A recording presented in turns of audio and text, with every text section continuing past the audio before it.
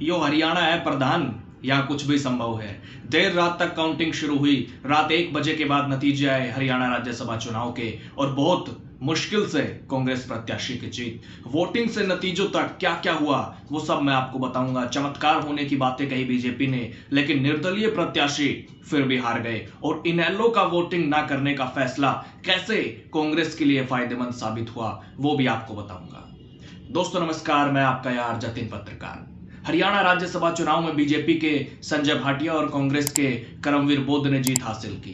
कुल 90 विधायकों में से 88 ने वोटिंग में हिस्सा लिया। इनेलो के 2 विधायकों ने वोट नहीं डाला। इसके अलावा कांग्रेस के 4 और बीजेपी का 1 वोट रद्द हो गया, जिसके चलते 83 वोट वैध माने गए। यानी जो आंकड़ा 31 का था जीत के लिए, वो वोट कम होने से ऑटोमेटिक कम हो गया।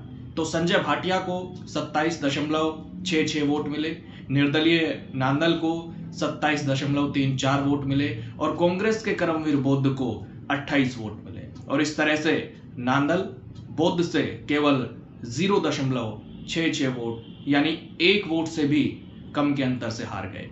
तो अब राज्यसभा में कांग्रेस का भी एक सांसद होगा। हरियाणा की 5 सीटों में से 3 बीजेपी, 1 कांग्रेस और 1 निर्दलीय सांसद है।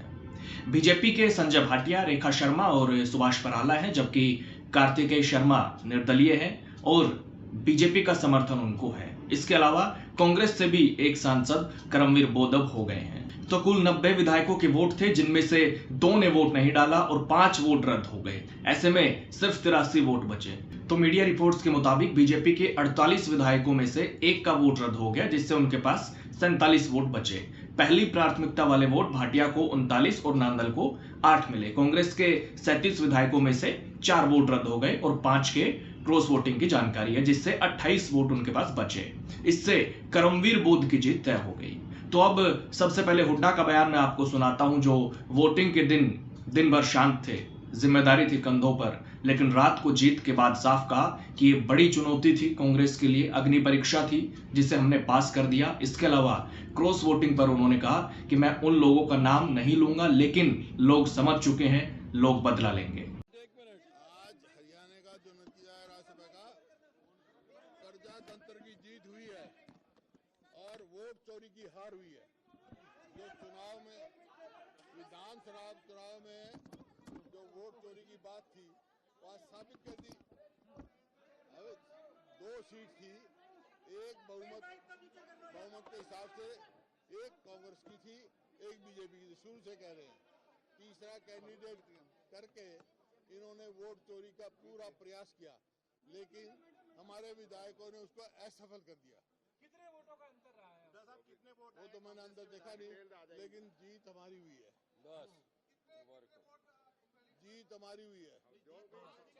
वो आपको आरओ बताएगा, लेकिन मैं ये कह सकता हूँ आरओ का जो एटीट्यूड रहा वो पार्टीशन रहा, बावजूद इसके हमारी जीत हुई है। चुनौती कितनी बड़ी थी? बहुत बड़ा चुनौती थी, बहुत बड़ी। और चुनौती जो है अग्नि परीक्षा थी हरियाणा में कांग्रेस की, वो अग्नि परीक्षा पास कर दी। हुड्डा साहब कुछ क्रॉस वोट भी करे आपके विधायकों ने, कुछ उस पर कुछ कहेंगे आप? ऐसा है हाँ। जो क्रॉस वोटिंग हुई है उसका नाम नहीं लूंगा, लेकिन लोग समझ चुके हैं, लोग बदला लेंगे। तो वहीं पार्टी के प्रदेश प्रभारी बीके हरिप्रसाद ने भी साफ कहा कि जिसने भी कांग्रेस के साथ गद्दारी की उस पर एक्शन होगा, कार्रवाई होगी।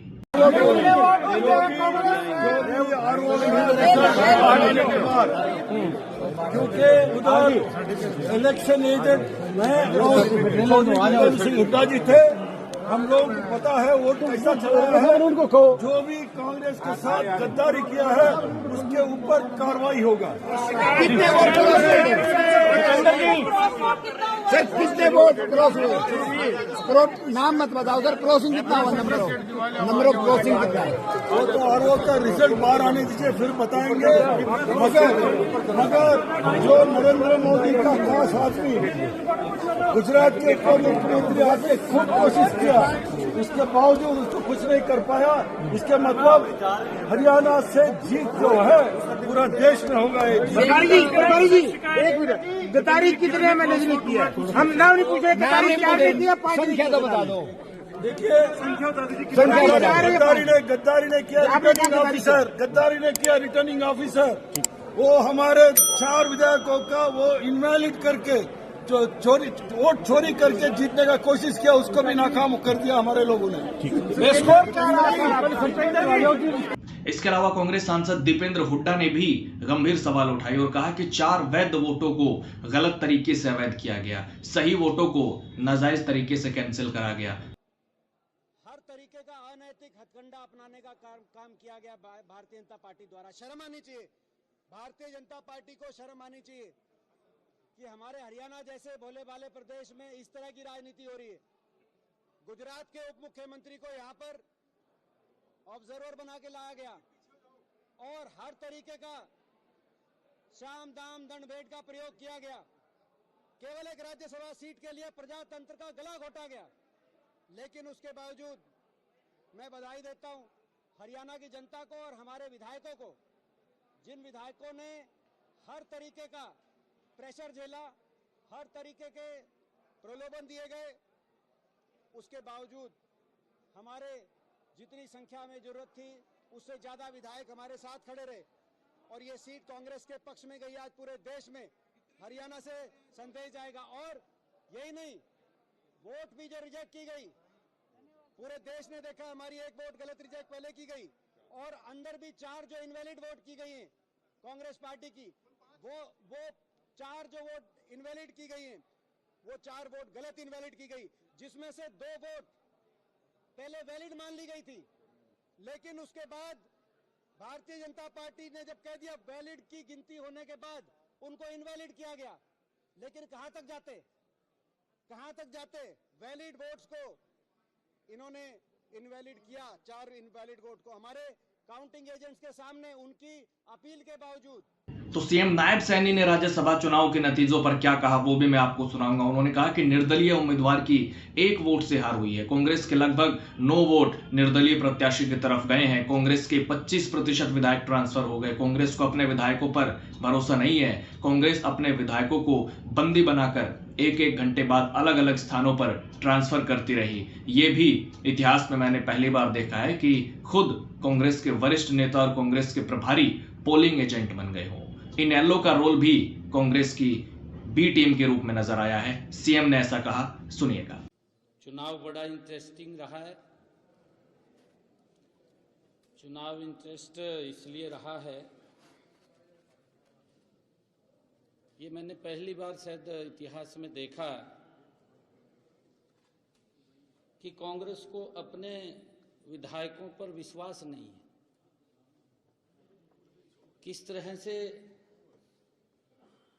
कांग्रेस विधायकों को बंदी बना करके 1-1 घंटे बाद अलग अलग स्थानों पर ट्रांसफर करती रही। ये भी इतिहास में मैंने देखा है कि स्वयं कांग्रेस के वरिष्ठ नेता पोलिंग एजेंट बन गए हो, कांग्रेस के प्रभारी पोलिंग एजेंट बन गए हो। ये पहली बार मैंने देखा है। ये चुनाव और भी इंटरेस्टिंग रहा है क्योंकि इसमें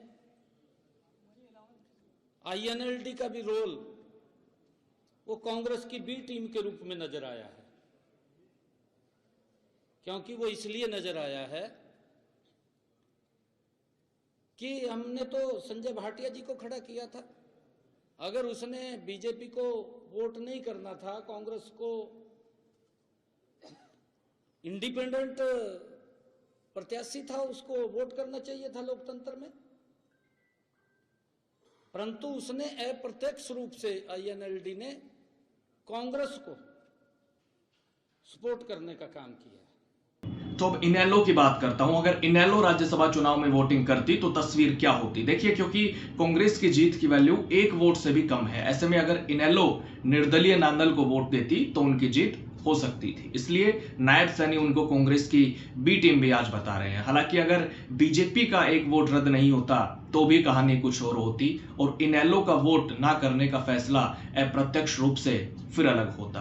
तो फिलहाल इनेलो के वोट ना करने से इनडायरेक्टली कांग्रेस को फायदा इस चुनाव में हुआ है, लेकिन वो कांग्रेस पर लगातार हमलावर रहे हैं। तो कांग्रेस ने अपने विधायकों की शिफ्टिंग की, जिसका फायदा भी उनको मिला, लेकिन क्रॉस वोटिंग किन किन विधायकों ने की इसका अभी इंतजार है। अगर कांग्रेस पार्टी बताती है तो मैं आपको जरूर इसका खुलासा करूंगा, क्योंकि पार्टी प्रत्याशी भले ही जीत गए, लेकिन इतने विधायक होने के बावजूद अगर हाल ऐसा रहता है तो फिर सवाल भी उठते हैं, क्योंकि 2022 में ऐसा हुआ था जिसका खामियाजा कांग्रेस को भुगतना पड़ा। तो कहते हैं ना कि यो हरियाणा है प्रधान, या कुछ भी हो सकता है।